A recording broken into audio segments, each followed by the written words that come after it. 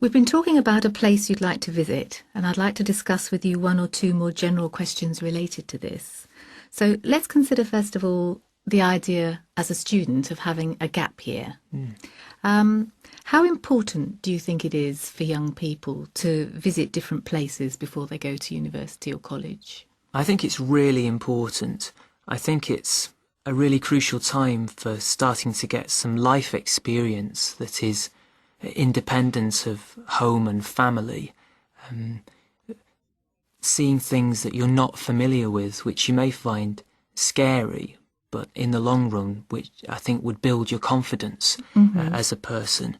And also, I think it's always a good thing to get experience of different cultures. What sort of challenges do you think you'd have going on a gap year as a student? I think there might be language challenges and financial challenges as well, because obviously as a student, I don't have much money, so I would have to think about whether or not I would work whilst I was abroad in order to fund that study. Do you think it's useful to work for other reasons as well, besides money? Besides money, yes, I think it's another way of getting underneath the surface of a different country's culture. And I think by working, you're more likely to come into contact with people, which will help with your languages and also your understanding not only of their work ethos, but also their culture in general. What sort of jobs do you think would be the best sort of jobs to do? I think it would depend whether there were language barriers. If it was somewhere where they needed your native language, you could be quite valuable to them. But if you didn't speak their language, then you'd be fairly useless as, say, a translator or interpreter.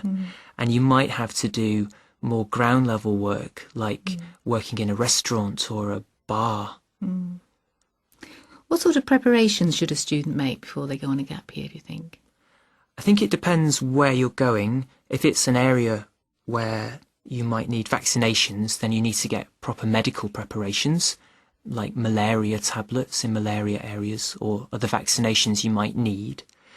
Also, if you need work to fund the travelling, then it would be a good idea to write to potential employers in advance so that at least you can sow some seeds with them so that it's not a complete surprise when you arrive. Okay, let's move on to the topic of travelling to less familiar places. What sort of advantages are there to reading about a country before you visit it? I think you can make more effective use of your time if you know where to go before you get there, rather